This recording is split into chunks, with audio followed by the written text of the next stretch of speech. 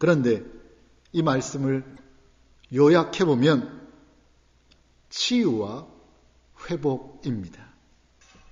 주님께서 결국은 이 땅에 상처받은 우리들을 치유하시고 회복시키시겠다고, 그러기에 오셨다고 선언하신 것입니다.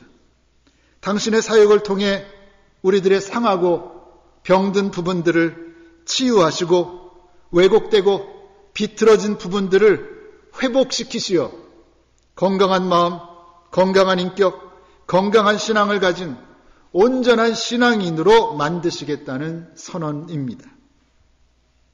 하나님의 형상을, 잃어버린 하나님의 형상을 회복한 하나님의 자녀로 되돌려 놓으시겠다는 것입니다. 그리고 실제로 예수님은 이 땅에서 그 일을 하셨습니다. 복음서에서는 아주 다양한 모습으로 표현되었지만 그 핵심은 치유와 회복이라고 말할 수 있는 것입니다. 그러면 이 내용에 비추어 보면 우린 누굽니까? 우리는 어떤 존재입니까? 우리는 치유와 회복이 필요한 사람들입니다. 주님이 오셔서 주님이 주시는, 주님이 해주시는 치유와 회복이 절실히 필요한 사람들이 바로 오늘 우리들이라는 말씀입니다. 그런 주님의 치유하심과 회복시켜 주심이 오늘 저와 여러분 모두에게 임하시기를 바랍니다. 그리고 그렇게 될 것을 믿습니다.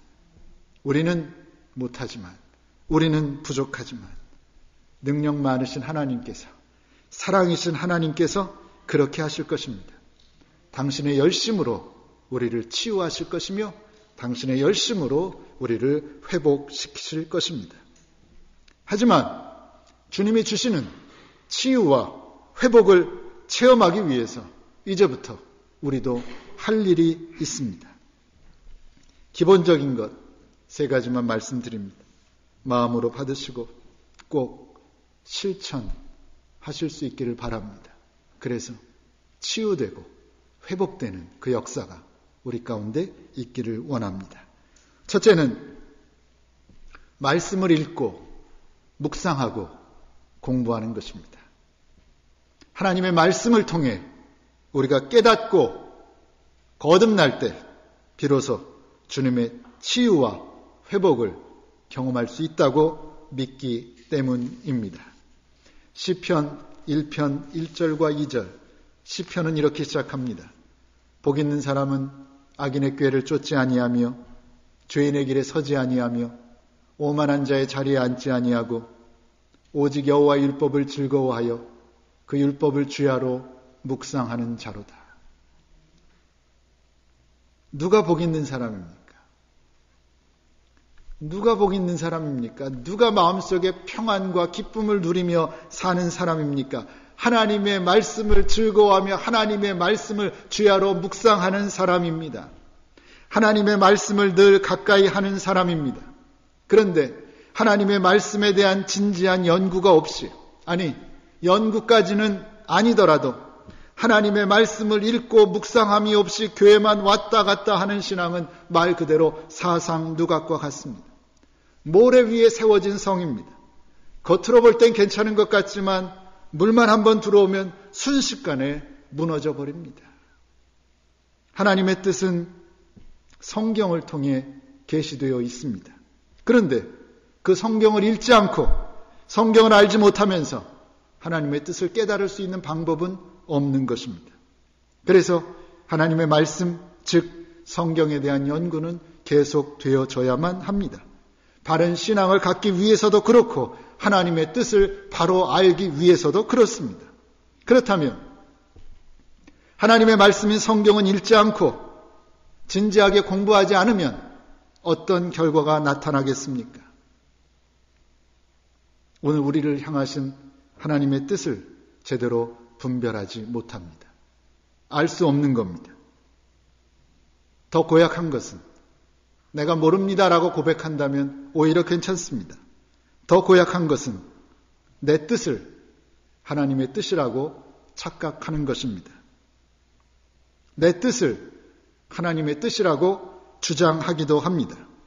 그리고 이 모든 행위의 결과는 하나님을 믿는다고 하지만 사실은 자기 생각을 믿는, 자기 확신을 믿는, 자기를 믿는, 그래서 결국 자기의 감정과 자기의 생각만을 고집하는 이름뿐인 명목상의 그리스도인이 되고 만다는 것입니다.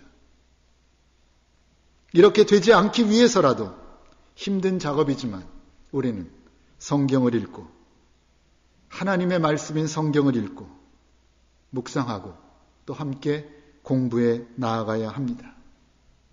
겸손한 마음으로 배워야 합니다. 배우지 않고 어떻게 알겠습니까?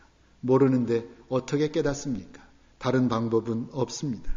바르게 알고 바르게 믿고 바르게 살기 위해서 성경을 읽고 공부해야 하겠다는 말씀입니다. 지금은 수요 예배 시간에 성경을 강의하고 있습니다. 하지만 이것으로는 턱없이 부족합니다. 앞으로는 그 외에도 성경을 함께 읽고 공부하는 시간을 가지려고 합니다. 물론 그런 일들이 하루, 이틀, 한 달, 두 달 그렇게 되는 것이 결코 아닙니다. 끈기가 필요하고 꾸준한 노력이 필요합니다. 그러나 반드시 해야 할 일들이라고 믿습니다. 우리 가운데 착한 일을 시작하신 주님께서 우리로 하여금 아름다운 열매를 맺게 하실 것을 믿고 힘든 일이지만 그 일에 도전하는 저와 여러분들 되시기를 바랍니다.